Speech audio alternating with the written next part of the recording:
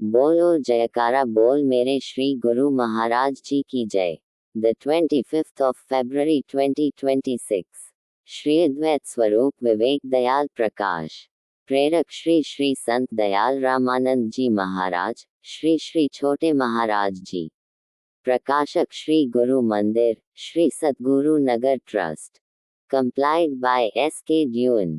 आज का पाठ श्री श्री युगल जोड़ी जी महाराज। दृढ़ संकल्प। एक बार परम श्रद्धेय श्री युगल जोड़ी महाराज जी रोहतक में सप्ताह पाठ निमित्त शिष्या शिवा के निवास स्थान पर विराजमान थे। प्रतिदिन सत्संग सरिता का प्रवाह चल रहा था और उस कल्याणकारी सत्संग में भक्तिन पार्वती की बेटी गुरुप्यारी के साथ बच्ची फूला भी आया करती थी। पूर्व जन्म के शुभ संस्कार के फलस्वरूप पहली नजर में ही फूला के हृदय में श्री युगल जोड़ी महाराज जी के प्रति प्रेम का संचार होने लगा। अब वह घर में हर समय श्री गुरु महाराज जी की महिमा गाने लगी। भाइयों को फूला का हर समय एक ही राग आलापना अच्छा न लगा, इसलिए उन्होंने बहन पर पाबंदी लगा दी, मगर फूला पर इन प्रतिबंधों का कोई असर नहीं हुआ।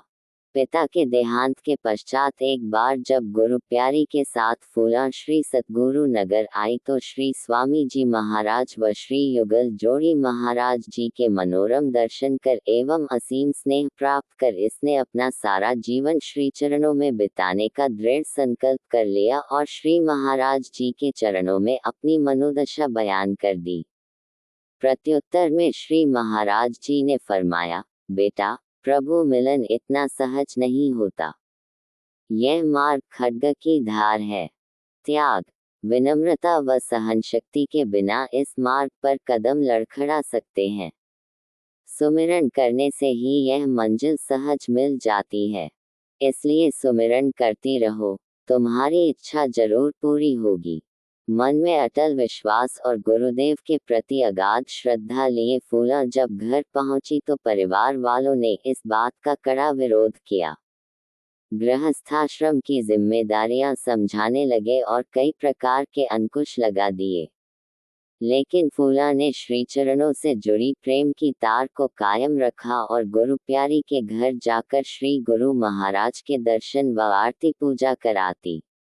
जब वहां जाने पर भी रोक लग गई तो उसने श्री गुरु महाराज जी का जीवन चरित्र, श्री स्वरूप दर्शन मंगा लिया और उसमें अपने नंगली निवासी प्रभु के दर्शन व आरती पूजा करने लगी। उसने भाइयों से स्पष्ट रूप से कह दिया कि मैंने अपना जीवन गुरु दरबार की सेवा में लगाना है।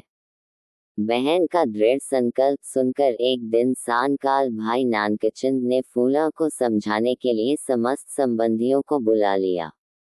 रात को काफी देर तक इसी विषय में चर्चा होती रही, लेकिन वह अपने निश्चय पर अड़िग रही और बोली, भैया, यदि आप मुझे श्री सतगुरु नगर छोड़कर नहीं आओगे तो श्री गुरु महाराज जी स्वयं आकर मुझे ले जाएंगे।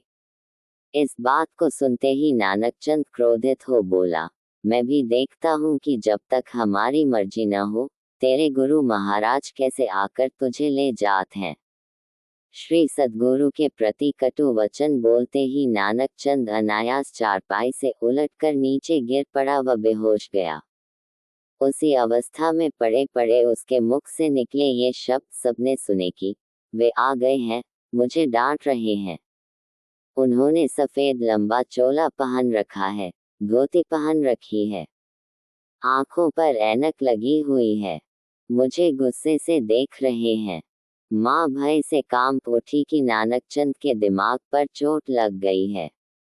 वह फूला को भला बुरा कहने लगी कि पहले इसकी हरकतों से दुखी होकर इसके पिता मर गए, अब यह भाई को भी मार देना चाहती है। माँ ने सोचा नानकचंद को बेहोशी में अपने पिता ही दिखाई दे रहे हैं। थोड़ी देर में डॉक्टर भी वहां आ गया। उसने इंजेक्शन लगा दिया और चिंता न करने की बात कहकर चला गया। दोपहर 12 बजे नानकचंद ने आंखें खोली। फूला सामने ही खड़ी थी। उसने तुरंत उठकर हाथ जोड़ दिए और माफी मांगते हुए बोला, बहन, मुझे माफ कर दो। हम व्यर्थ ही तुझे भला बुरा कहते रहे।